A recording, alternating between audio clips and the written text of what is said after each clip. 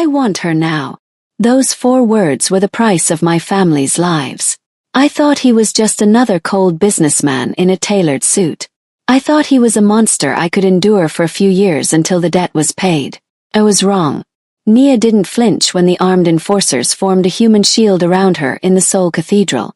She didn't tremble when she saw her father bow to Park Jun-suk, a man whose lethal authority made the air in the room turn to ice. But her breath hitched when they were finally alone in the bridal suite, and she realized the lethal control everyone whispered about wasn't just for his enemies. He wasn't just a husband. He wasn't just a protector. And when he wrapped one powerful tattooed arm around her waist, not to comfort her but to anchor her, she finally understood the truth. She hadn't been married into the Mafia. She had been claimed as the ultimate prize in a war that was only just beginning. Welcome back to Afro-Korean Story Space, besties. Today's story is a special request for Nia. You asked for a tale of power, destiny, and a love that's as dangerous as it is beautiful, and I've delivered. If you're watching right now, drop a ring in the comments to show Nia some love. To my loyal besties, pay close attention. This isn't just a wedding. It's a takeover. If you leave before the final chapter, you'll be left wondering what happens when the Black Bride finally decides to stop resisting and starts ruling. Tell me in the comments right now. Would you sacrifice your freedom to save your family, or would you run? Let's get into the world of Park Jun-suk and Nia Williams. The air in the Williams living room in Atlanta had been thick with a silence that tasted like copper and old sweat. 3 months before the wedding bells rang in Seoul, the only sound Nia heard was the heavy breathing of her father, Marcus, as he stared at a man who shouldn't have been there. Across from him sat a representative of a syndicate Nia only knew through whispered rumors of the Korean underworld. Men who didn't take no for an answer and certainly didn't accept apologies in place of currency. The failed business deal had been framed as a sure thing, a high-stakes illegal trading scheme involving Korean investors that promised to elevate the Williams family into a new tier of wealth. Instead, the market shifted, the investors vanished, and Marcus was left holding a debt of $300,000 to people who viewed human lives as collateral. Nia watched her father, a man she had always seen as a pillar of strength, bow and scrape before the cold-eyed enforcers who had tracked him from Seoul back to the States. "I don't have it," Marcus had whispered, his voice cracking like dry parchment. The lead enforcer didn't raise his voice. He didn't have to. He simply mentioned Nia's younger sisters, detailing their walk to school with a precision that turned Nia's blood to ice. The threat was unspoken but absolute. Pay in 2 weeks, or watch your family's world burn down with everyone inside. Nia stood in the shadows of the hallway, her fingers digging into the doorframe until her knuckles turned white. She realized then that her university dreams and her quiet life were ghosts. She was 18, brilliant and full of life, yet she was suddenly being appraised like cattle in a marketplace she never asked to enter. The enforcers looked at her radiant skin and guarded eyes not with admiration, but with the cold calculation of a debt collector finding a hidden asset. When Park Jun-suk finally appeared a week later, he didn't come with threats. He came with a checkbook and a demand that felt like a death sentence wrapped in velvet. He looked at Nia and saw the solution to her father's sins. He didn't want the money. He wanted the woman who stood tall even when her world was crumbling. "I will settle the blood debt," he had said, his gaze locking onto Nia with a possessiveness that made her heart hammer against her ribs. At that moment, Nia realized her father had already traded her soul for his survival, and her life as a free woman had ended before she could even say goodbye. The silence that followed Jun-suk's arrival was heavier than the threats that had preceded it. He sat in the center of the Williams' modest living room, his impeccably tailored black suit making the worn furniture look like stage props in a play he was tired of watching. He didn't look at Nia's father, who stood trembling in the corner. His intense gaze was anchored entirely on Nia. To Nia, he looked like a king who had wandered into a peasant's hut, his cold authority radiating from him like a physical heat that made it hard to draw a full breath. "Your father is a man of many weaknesses, Nia," Jun-suk said, his voice a deep, resonant baritone that carried a slight melodic Korean accent. He didn't raise his voice, yet it filled every corner of the room, demanding absolute attention. He leaned forward, the faint ink of a tattoo peeking from beneath his crisp white cuff, a silent reminder of the lethal control he wielded. But you are the only thing of value he has left. Nia lifted her chin, her eyes steady despite the hammering of her heart. You're here to collect a debt, she said, her voice a quiet resolve that seemed to surprise him. So collect it and leave us alone. A shadow of a smile, cold and fleeting, touched his sharp features. I am offering you a choice, Nia, not a collection. He stood up, his tall frame dwarfing the space, and stepped toward her until the scent of expensive cologne and ozone filled her senses.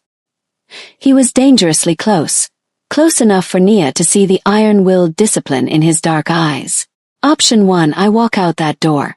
Within the hour, the men who truly want your father's blood will arrive. They will not be as patient as I am. They will take what they want, and they will leave nothing but ashes behind. He reached out, his hand not touching her, but hovering near her jaw as if daring her to flinch. Option 2, you come with me. You become my bride. In exchange, your family is scrubbed from every ledger in Seoul. They will be protected, provided for, and forgotten by the underworld. I will pay the $300,000 in full tonight. Protection in exchange for my life, Nia whispered, the reality of the gilded cage settling over her like a shroud. I do not want your life, little bird, Jun-suk corrected, his expression hardening into something possessive and predatory. I want your loyalty. I want your presence. I want you under my command. He held out a hand, his palm open but his fingers poised like a trap. The choice is yours, but choose quickly. Mercy has a very short shelf life in my world. The packing didn't take long because she wasn't allowed to take much of her old life with her. Jun-suk's men had arrived at dawn, their presence a silent, dark wall between Nia and the only home she had ever known. She stood on the porch of the Atlanta house, the humid Georgia air clinging to her skin one last time. Her mother was a shell of a woman, her eyes red-rimmed and swollen, while her sisters clung to her waist as if they could anchor her to the earth. Her father couldn't even look at her. He stood by the door, his shoulders slumped under the weight of a debt he had paid with his daughter's future. It's time, one of the men said, his voice as cold and impersonal as the black sedan idling at the curb. Nia didn't cry. She couldn't afford to. She disentangled herself from her sister's grip, pressing a final lingering kiss to each of their foreheads. She felt like a ghost watching her own funeral.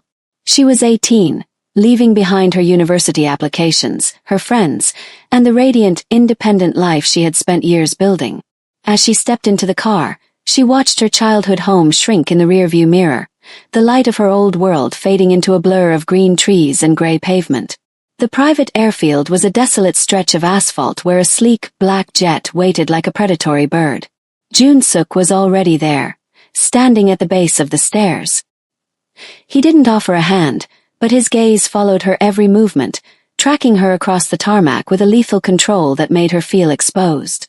As she reached him, the wind from the engines whipped her natural curls around her face, but her eyes remained steady, set with a quiet resolve that seemed to satisfy him. You are leaving the darkness behind, Nia, he said, his deep baritone barely audible over the roar of the turbines. In Seoul, you will have everything you ever desired except your exit. She didn't respond. She simply climbed the stairs, her heart heavy with the realization that she was no longer a student or a daughter. She was a contract signed in blood. As the cabin door hissed shut, sealing out the American air, Nia sat in the plush leather seat and looked out the window. The plane began its ascent, piercing through the clouds and leaving the light of her past below. She was flying toward a city of neon and shadows, toward a man who had claimed her, and toward a destiny that would transform her into a Mafia bride before the sun rose again. The transition from Nia Williams to the bride of Park Jun-suk did not happen in a cathedral. It began in the sterile, silent luxury of a penthouse dressing room high above the neon arteries of Seoul. 4 hours, a team of silent women with expert hands treated her body like a canvas for a masterpiece she never commissioned. Her deep, radiant skin was polished until it glowed under the warm chandelier light, a sharp contrast to the cold marble floors. Her natural curly hair, usually a symbol of her untamed spirit, was sculpted into voluminous perfection and crowned with a delicate, diamond-encrusted tiara. Every stitch of the gown, an intricate landscape of lace and beadwork, felt like a heavy weight, an elegant form of armor that emphasized her grace while simultaneously stifling her breath. As the final hook of the form-fitting dress was secured, Nia stared into the floor-to-ceiling mirror, and for a moment she didn't recognize the woman looking back. She looked breathtaking, commanding, and regal, yet the reflection felt like a stranger. The luxurious white silk didn't feel like the fabric of a dream. It felt like chains. The delicate veil flowing from her head was not a symbol of purity, but a shroud for the life she had left behind in Atlanta. She was 18 years old, a woman thrust into a world of power, danger, and destiny, and the sheer weight of the pearls sewn into her bodice served as a constant reminder that she had been bought and paid for. The door groaned open, and the atmosphere in the room shifted instantly. Jun-suk stepped in, his tall, impeccably built frame clad in a black tuxedo that signaled immense wealth and lethal control. He didn't say a word. He simply walked toward her with the grace of a predator. His jet-black hair slicked back to reveal features that remained as sharp and unyielding as flint. He stopped inches away, his intense gaze sweeping over her with a possessiveness that made her skin prickle. He reached out, his fingers tracing the line of her jaw with a touch that was surprisingly gentle yet carried the force of an ultimatum. Nia kept her expression calm and her lips set with quiet resolve, refusing to let the terror in her brown eyes betray her. She knew that this marriage wasn't a union of hearts, but a sealing of a blood debt. As he draped a heavy, cold hand over her waist, the message was unmistakable. She was under his command now. The transformation was complete. She was no longer a student or a daughter. She was the prized acquisition of the Korean underworld, and the ivory lace against her skin was the first of many cages she would have to learn to navigate. The walk down the aisle was not a march toward a beginning, but a surrender to a destiny forged in shadows. The cathedral was a cavern of cold stone and flickering candlelight, but the traditional air of sanctity had been stripped away, replaced by the suffocating weight of absolute authority. As Nia moved, the intricate lace of her gown brushed against the floor, the sound a soft hiss in a room where even the guests seemed to hold their breath. She wasn't surrounded by family or friends. Instead, she was flanked by a human shield of men in dark suits, their faces alert and tense. Each one held a gun aimed outward, a perimeter of steel that transformed the romantic chapel into a high-stakes fortress. Jun-suk stood at the altar, a pillar of cold authority against the backdrop of ancient icons. His tuxedo was a shadow in the dim light, and his intense gaze remained locked onto her, daring anyone to challenge what now belonged to him. As Nia reached him, she saw the faint tattoo on his neck pulse with a clenching of his jaw. He didn't offer a gentle hand. Instead, he wrapped his fingers firmly around hers, his touch a possessive claim that sent a clear message to everyone watching. The message was unmistakable.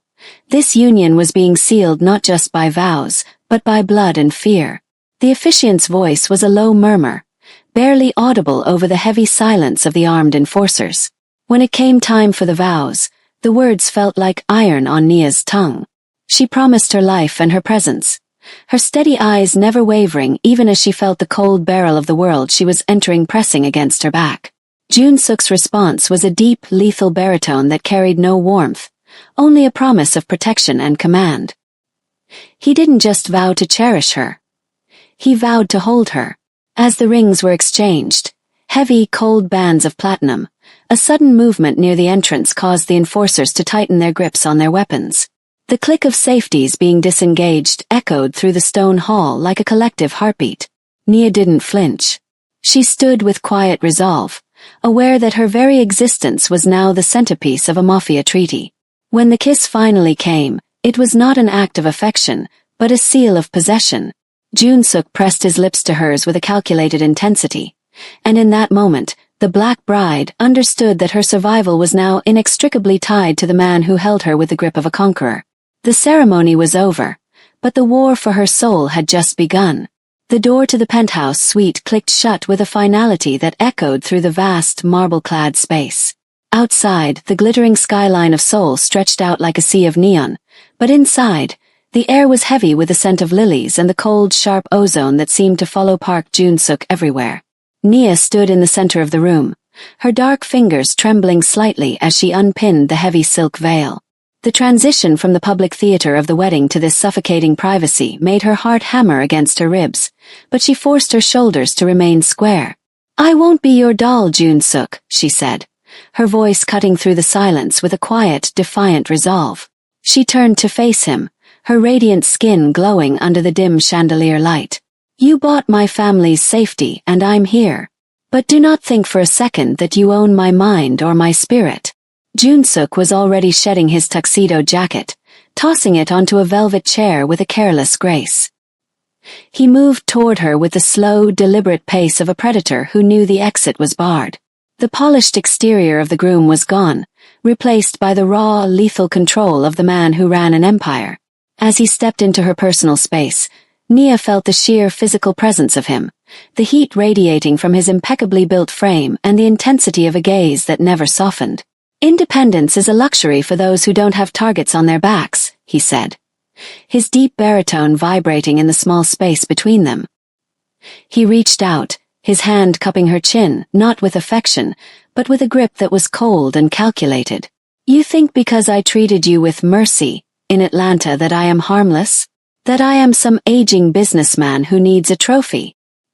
He leaned in closer, his sharp features inches from hers, the faint ink of the tattoo on his neck visible in the shadows.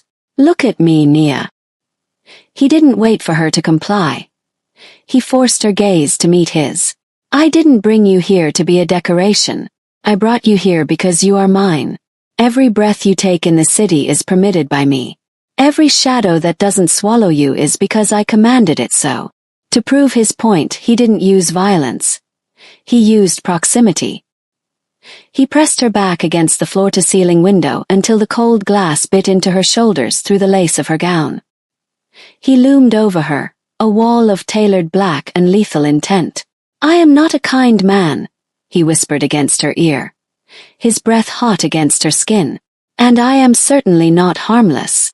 In that moment, as the reality of her gilded cage truly cracked open, Nia realized that her defiance wasn't a shield, it was an invitation for him to break her. The heavy silence of the suite was broken only by the rhythmic hum of the city far below. Jun-suk released his grip on Nia's chin, but he didn't move away. Instead, he reached for the ivory cuff of his shirt, unlinking the platinum stud with a slow, deliberate precision. He rolled the sleeve back, revealing a jagged, intricate tattoo of a dragon that coiled around his forearm, its claws disappearing beneath his skin as if it were part of his very musculature. "You see this?" he asked, his voice a low vibration that seemed to resonate in the marrow of Nia's bones. "This isn't art. It is a map of every life I have taken to ensure the safety of what I own." He stepped even closer, the heat from his body radiating against the delicate lace of her gown. "In Seoul, there are men who would peel the skin from your father's bones just to see him suffer. There are syndicates that view a woman of your beauty as nothing more than currency to be traded and discarded." He turned his arm, showing her a specific mark near his wrist, a symbol Nia didn't recognize, but one that radiated a dark, ancient power. "That mark represents the territory where your family would have died. Every street you see from this window, every neon light, and every shadow belongs to the empire I built with blood. When I told your father I wanted you, I wasn't just buying a bride. I was placing my mark upon you." Nia felt a chill that had nothing to do with the air conditioning. She looked from the tattoo to his sharp, unyielding features. The tattooed reality of his world wasn't just about ink. It was about a level of control so absolute that it turned the entire city into his personal chessboard. "You are now the most protected woman in this country," he continued, his gaze narrowing as he watched the realization dawn in her eyes. "But that protection comes with a price. You do not belong to the world anymore. You belong to the man who holds the leash of the monsters you fear." He reached out, his thumb grazing the pulse point at her neck, feeling the frantic skip of her heart. "Your life in Atlanta is a dream from which you have finally woken up, Nia. This is the reality. You are the wife of a man who commands the dark, and your only safety is staying exactly where I put you." In the reflection of the glass, Nia saw herself, a vision of radiant beauty trapped against a man who was the personification of lethal authority. The transformation was complete. She was no longer a victim of a debt, but a permanent fixture in a violent, beautiful empire. The serenity of the penthouse was shattered not by a sound, but by a sudden, jarring shift in the atmosphere. The hum of the city remained, but inside the suite, the red emergency lights flickered to life, casting long, bloody shadows across the marble floors. Jun-suk's reaction was instantaneous. The relaxed predator vanished, replaced by a machine of lethal precision. He didn't reach for a phone. He reached for the small silver device on his belt, his eyes scanning the room with a cold, calculated intensity that made Nia's breath hitch in her throat. "Stay behind me," he commanded, his voice a low, dangerous rasp that brooked no argument. Nia didn't have time to ask questions. The heavy thud of boots echoed in the hallway, followed by the muffled thump of a suppressed discharge. Someone had breached the human shield of enforcers. For the first time, Nia saw the reality of the war her father's debt had dragged her into. This wasn't a business meeting or a high-stakes vow. This was a hunt. As the suite door groaned under the pressure of a forced entry, Jun-suk moved with a grace that was terrifying to behold. He didn't flinch. He positioned himself in front of Nia, his tall, impeccably built frame a wall of tailored black between her and the door. When the lock finally gave way and two masked men burst through, Jun-suk didn't hesitate. His movements were a blur of lethal control, a sharp strike, a calculated pivot, and a display of physical dominance that left both attackers incapacitated before they could even level their weapons. Nia watched, pressed against the cold glass of the window, her heart hammering like a trapped bird. She saw the tattoo on his neck pulse with every movement, a silent proof of the violent past he had warned her about. In that moment, the man she feared became the only thing keeping her alive. The terror of being his claimed prize was momentarily eclipsed by the realization that without his protection, she would be nothing more than a casualty in a game she didn't understand. When the room fell silent again, save for the heavy breathing of the downed men, Jun-suk turned back to her. His expression hadn't softened, but his gaze searched hers for any sign of injury. He reached out, his hand steady as he brushed a stray curl from her face. "Now you understand," he said, his deep baritone carrying the weight of a dark truth. "The cage is not just to keep you in, Nia. It is to keep them out." For the first time, Nia didn't pull away. She looked at the man who held her life in his hands and felt the first flicker of a terrifying trust. The chaos of the breach subsided, replaced by the clinical efficiency of Jun-suk's cleanup crew, but the silence that followed was different. It was no longer the silence of a victim waiting for the end. It was the heavy, pregnant silence of a transformation. Nia stood by the window, her reflection no longer showing a frightened student from Atlanta, but a woman whose white lace was stained with the invisible ink of the underworld. She looked at her hands, the same hands that had once turned pages of textbooks, and realized they were now tied to the man who stood cleaning a smear of blood from his cuff with a silk handkerchief. Jun-suk approached her, his presence no longer just a threat, but an absolute. He didn't ask if she was ready. He simply took the heavy platinum band he had placed on her finger earlier and turned it, centering the stone.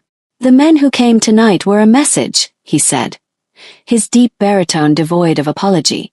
"They wanted to see if my new bride was a weakness. They found a fortress instead." Nia looked into his intense, unyielding eyes and saw the lethal control that governed his every waking second. She realized that her father's debt was merely the catalyst. The true weight of her new life wasn't the marriage certificate or the title of wife. It was the fact that she had been claimed as a living extension of his power. To the world, she was a bride. To the syndicate, she was a symbol. To Jun-suk, she was a prized acquisition that he would burn the city to protect. "I am not going back, am I?" she whispered, though she already knew the answer. The gilded cage had closed, and the key had been melted down in the heat of the night's violence. "You are exactly where you were destined to be," Jun-suk replied, his hand sliding possessively around her waist, drawing her into the shadow of his silhouette. Nia leaned into the cold authority of his chest, her quiet resolve hardening into something sharper, something more dangerous. She accepted the weight of the diamonds and the danger of the name she now carried. As she looked out over the glittering expanse of Seoul, she finally understood the terrifying truth. This wasn't a romance, and it wasn't just a contract. She had been claimed for something far more terrifying than marriage. She had been reborn as the queen of a shadow empire, and the world would soon learn to fear the woman standing beside the boss.